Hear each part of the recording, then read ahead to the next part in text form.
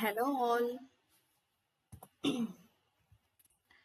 Today we are going to learn The Proposal by Anton Chekhov, one of the most famous one-act comedies in world literature. So this play looks like a simple marriage proposal, but actually it is a satire on human behavior, especially pride, property, and ego. Chekhov actually he shows how people fight over small things and forget the main purpose of life. And let's see about the author. Anton Pavlovich Chekhov is the full name of this writer. He is a Russian playwright and short story writer, born in 1860 and died in 1904. He is also known as the father of modern drama because he wrote plays that focus on real people and real problems, not heroic actions. And some of his famous works are The Seagull, Uncle Vanya, Three Sisters, Cherry Orchard, The Lady with the Dog, Vanka, and etc. So many plays. The proposal, written in 1888 to 1889, is a farce, which means a play full of exaggeration, confusion, and comedy. Now let us understand the three main characters in this particular one act play. The first character is Stefan Stefanovich Chibukov. Chibukov, he is a landowner and Natalia's father. He is very talkative, emotional and greedy. He wants his daughter to get married quickly.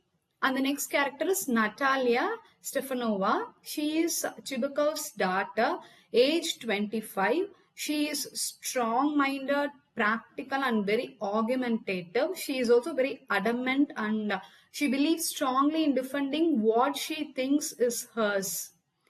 And the next character is Ivan Vasilyevich Lamov. He is a neighbor and landowner, aged 35. He is extremely nervous and weak-hearted. He always worries about his health. So these are the three characters important in this play. The play begins when Lemov visits Chibuko's house wearing a formal evening cloth and white gloves.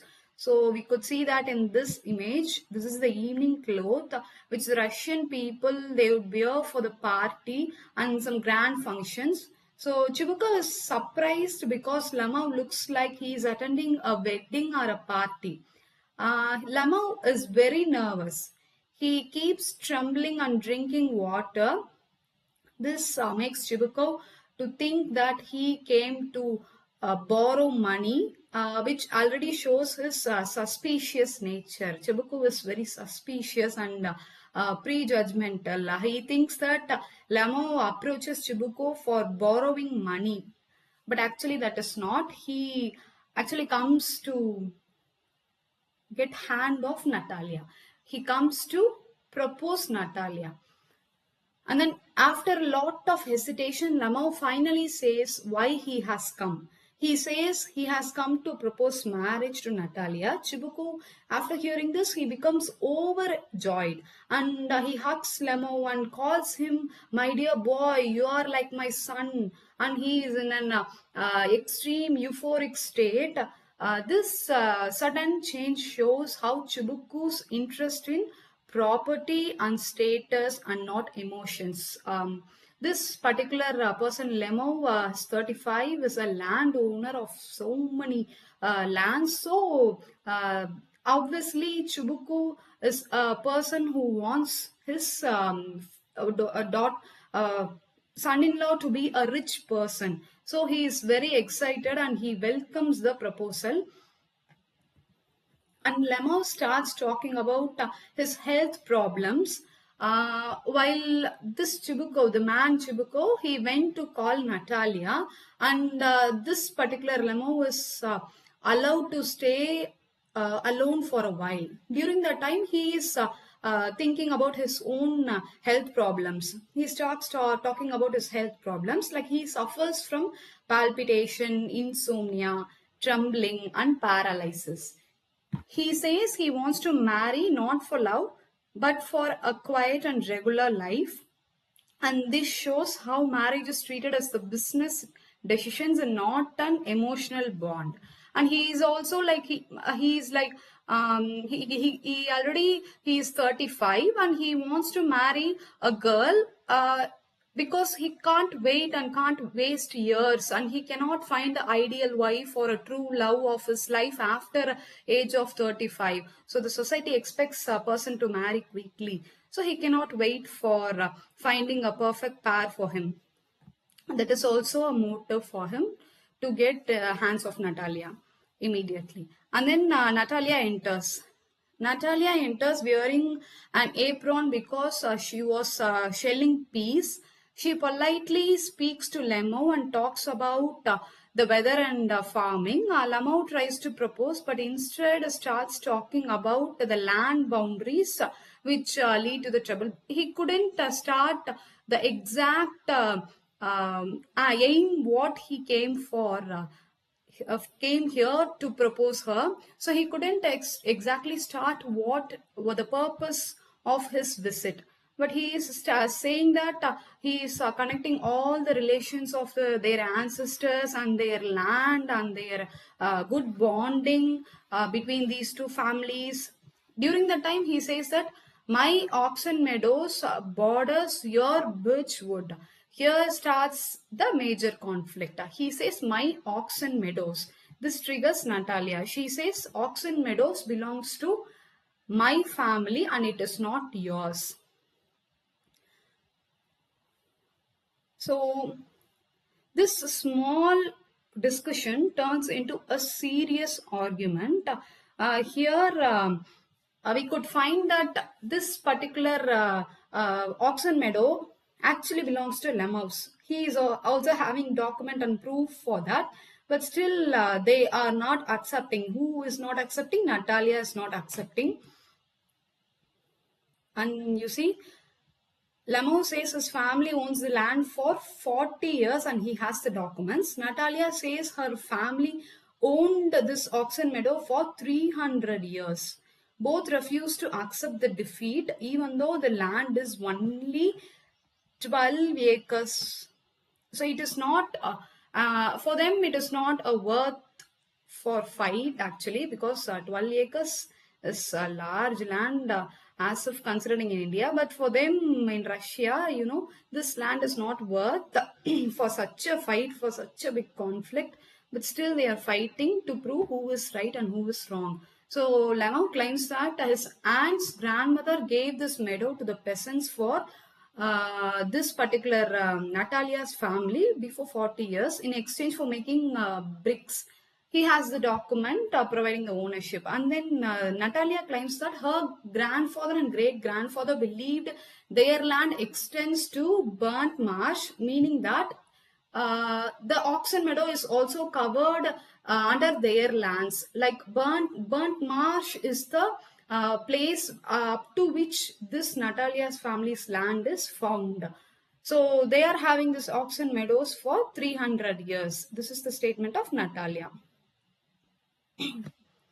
And Chibuko joins the argument and supports Natalia. Soon the argument becomes personal with insults about the family members. They forget the manners and use harsh language, showing how property brings out the worst behavior in people. So the number one indicates the accusation of Chibuku on Lemo's family, and the number two denotes the accusation of Chibuku, accusation of Lemo on Chibuku's family. Fine. Number one. So all these 3 points here, Chibuku attacks the Lemo's grandfather. He is a drunkard, and Chibuku attacks Lemo's aunt. She ran away with the architect, and his father was a gambler and a cheater. Fine. And then Chibuku, Lemo is also attacking on this Chibuko's family. He's accusing of bribery during elections, and your grandfather, like the Chibuko's grandfather, was arrested for the embezzlement, and his mother was a hunchbacked fellow. So these kind of family insults they are throwing on each other just because to prove whose land is oxen meadows. Fine. And then Lemo becomes extremely stressed. His heart pounds, his foot is paralyzed, and he believes that he is dying. He couldn't bear anymore. So he leaves the house, and Chibuko angrily shouts that Lemo should never return. And then the shocking realization we could see here, because after Lemo leaves the place, Natalia suddenly realizes that Lemo came to propose marriage. She is shocked and starts crying. Now the land doesn't matter. The marriage becomes her top priority, showing the irony. Actually, here the Chibuku says that this particular man, Lemo, is having a monkey brain, having a nerve which triggers him to propose to Natalia. This particular statement is said by Chibuku. And then the Natalia is shocked to hear the word proposal. He really came to propose me. This was the exact line from the play, and she was shocked, and she immediately regret for the activities and words they throw on each other, and then she wants him to come back. She actually sends her father to call him back. And Chibuko runs to bring Lemo back. Both father and daughter panic and blame each other for this kind of impression they have created and the impact which they have created in Lemo. And this scene is highly comical and shows the emotional chaos. So this is how he runs to call back Lemo. And Lemov returns still unwell. The Natalia immediately agrees that Oxen Meadows belong to Lemov. Because after marriage, the land will be their own anyways. So she immediately agrees that the Oxen Meadows belong to Lemov, and Lemov insists that it was about the principle and not the land value. I just want to confirm the land belongs to my ancestors, and I don't want the land. I'll give you the land as a gift. And it is not about the land, it is only about the principle, he says. To change the topic, Natalia talks about like, let's discuss some other things. So Lemo says that he went for hunting and he started a conversation about a dog. So second argument is about the dog. First one they had about the oxen meadows, and now they are fighting for whose dog is best and whose dog is superior. How silly they are.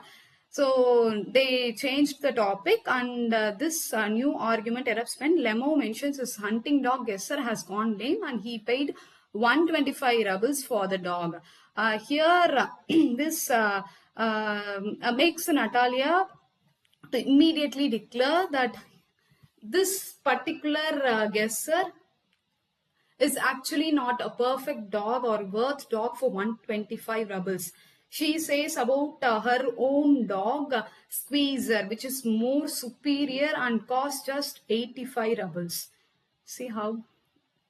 And Lemo's position, Lemo and Natalia, they started to argue whose dog is best. And here, Gesser is the name of Lemo's dog, and Squeezer is the name of Natalia's dog.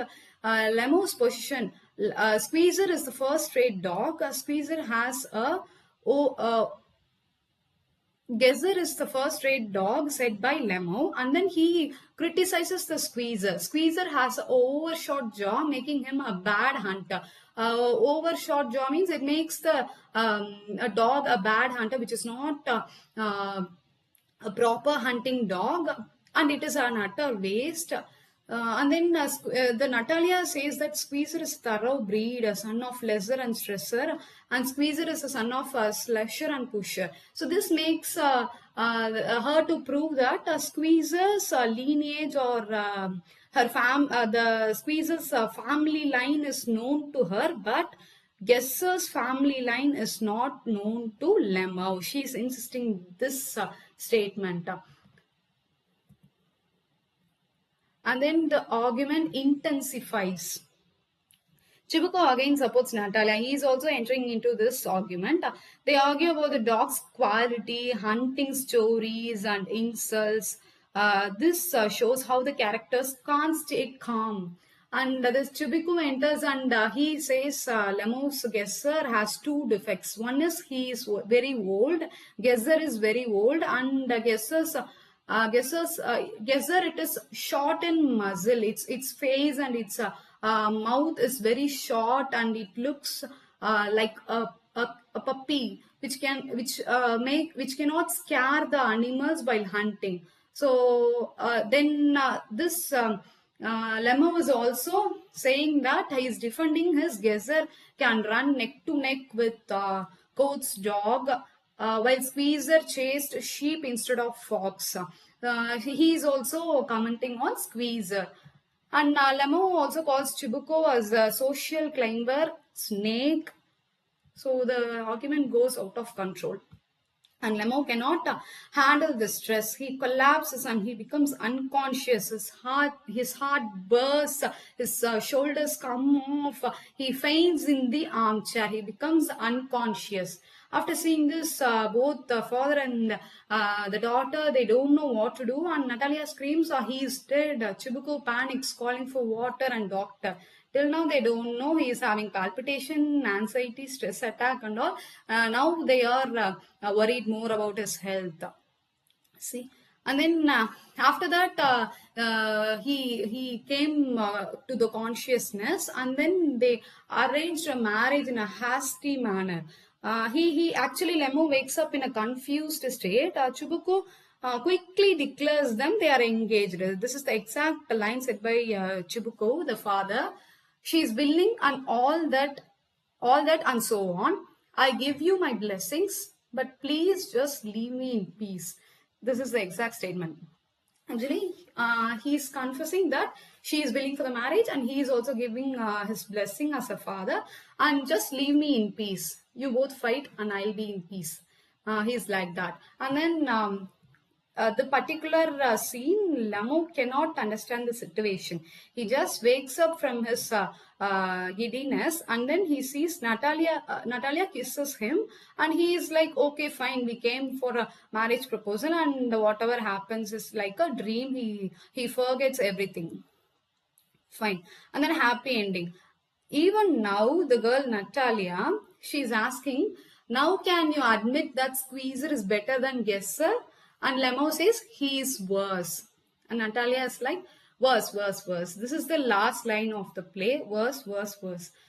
You see, she's accepting just for the sake of the marriage, just for getting his hands, and after that she'll be dominating, or she'll get all the lands from Lamo. See, she's accepting, just she is like accepting that she is subordinate, or she is below Lemo, just for the sake of going in a dominating phase by marriage, through the marriage. Fine. Chibuko observes sarcastically, and he says that, and they lived happily ever after. He ironically says they lived happily ever after, and he calls for a champagne while the couple continues their argument. Fine. So this is the ending of the play. Let's see one words. Who visits whose house in the proposal? Lamo visits Chibuko's house. What is Lamo's primary reason for visiting Chibuko? To propose marriage to Natalia. What is Lamo's age? 35. What is Natalia's age? 25. What is the initial cause of the first major argument between Lamo and Natalia? The ownership of Oxen Meadows. And what is the second argument between Lamo and Natalia? Is for the dog, whose dog is superior. And what is the name of Natalia's dog? A Squeezer. And you have to note that it is also mentioned as Messer in some versions of this particular play. So Squeezer and Messer is the same dog, belongs to Natalia. And what does Lamo claim is wrong with Natalia's dog? Guess, he is overshot. What happens to Lamo during the heated arguments? He faints due to palpitations. Who is Stefan Stefanovich Chibakov, Natalia's father? What does Chibukov initially think Lemov has come for? To borrow money. What does the play ironically reveal about the characters' motivation? They prioritize property and status over affection. So this was a condition of the Russia during his time, Anton Chekhov's time. So he want to depict that in a mockery tone. So he wrote this particular one act play. Thank you so much for listening. Thank you.